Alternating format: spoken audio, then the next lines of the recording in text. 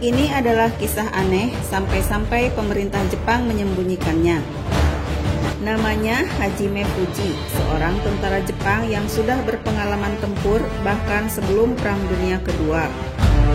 Hajime Fuji lahir pada tanggal 30 Agustus 1915 di Prefektur Ibaraki sebagai anak tertua dari 7 bersaudara. Dia kemudian bergabung sebagai infanteri dalam invasi ke Cina sebelum akhirnya terluka akibat tembakan mortar dan dipulangkan ke Jepang.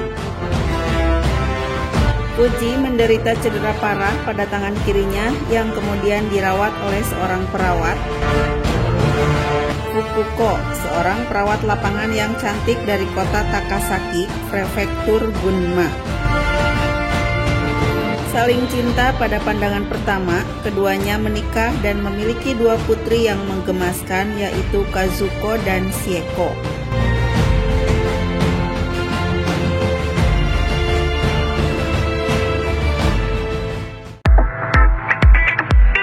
Angkatan Darat menahan Fuji di Jepang dan mengirimnya ke Akademi Korps Udara Angkatan Darat yang kemudian lulus pada tahun 1943.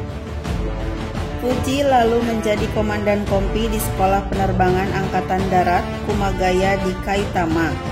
Karena cederanya, Fuji ditugaskan di luar tempur, sebatas mendidik tentara muda Jepang terkait disiplin, loyalitas, dan patriotisme terhadap kaisar dan negara. Kebanyakan dari tentara didikannya ini adalah pilot kamikaze. Saking berdedikasinya, menurut beberapa muridnya yang masih hidup, Fuji bahkan sering mengatakan bila ada kesempatan, dia ingin ikut mati bersama muridnya. Sayangnya, dia tidak bisa melakukan itu. Peluru mortir tidak hanya mengenai tangan kirinya, tetapi membuatnya tidak dapat memegang tongkat kendali pesawat. Pikirannya terganggu, dia merasa gagal dan tidak becus. Selama ini dia selalu mengajarkan bahwa mati demi kaisar adalah hal yang mulia, sedangkan diri sendiri malah masih hidup. Menurutnya perjuangan ini tidak mulia. Bahkan moto Fuji adalah kata-kata dan perbuatan harus konsisten.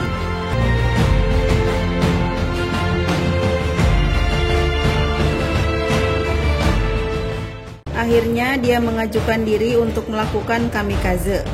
Namun permintaannya ditolak karena 2 alasan. Yang pertama, Fuji merupakan aset penting untuk menanamkan disiplin dan patriotisme tentara muda, khususnya pilot kamikaze. Yang kedua, dia mempunyai keluarga, ada istri dan 2 anak. Sedangkan sebagian besar dari mereka yang dikirim dalam misi adalah pria lajang. Fukuko, istrinya, juga memohon kepadanya untuk tidak ikut perang, karena dia memiliki 2 anak perempuan yang masih kecil. Jika Fuji mati, apa yang akan terjadi pada anak-anaknya? Tetapi karena semakin banyak muridnya yang pergi dalam misi bunuh diri dan tidak pernah kembali, Fuji merasa mengkhianati lingkungannya.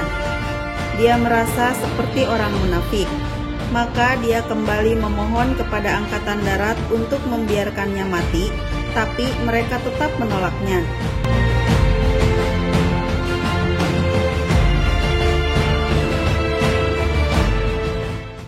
Kini Fukuko yang merasa terjebak. Jika Fuji tinggal di Jepang, dia memiliki suaminya dan putrinya memiliki seorang ayah. Tetapi dia akan selamanya dihantui oleh pengkhianatan yang dirasakannya sendiri terhadap murid-muridnya dan negaranya. Fukuko, istri yang sangat setia dan pengertian, tidak tega melihat suaminya merasa gagal.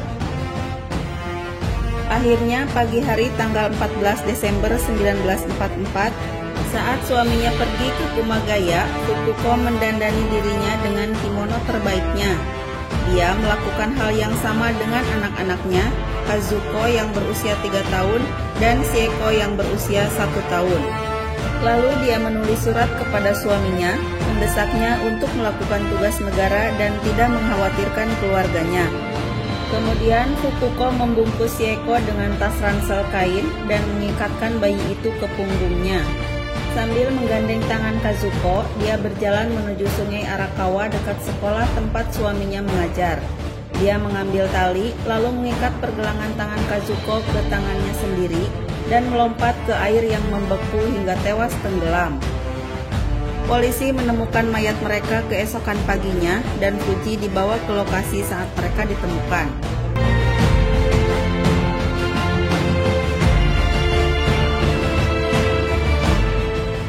Malam harinya, Fuji melakukan yubitsume alias memotong jari kelingkingnya dan dengan darahnya sendiri dia menuliskan permohonan ketiganya kepada Angkatan Darat.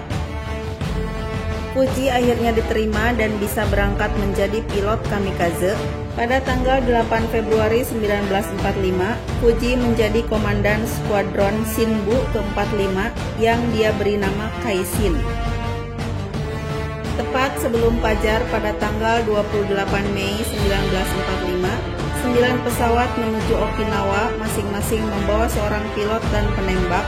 Lalu mereka menemukan USS Drexler dan USS Lowry. 2 pesawat menabrak USS Drexler. Tidak sia-sia serangan kamikaze Fuji berhasil menenggelamkannya dalam beberapa menit dan menewaskan 158 awaknya.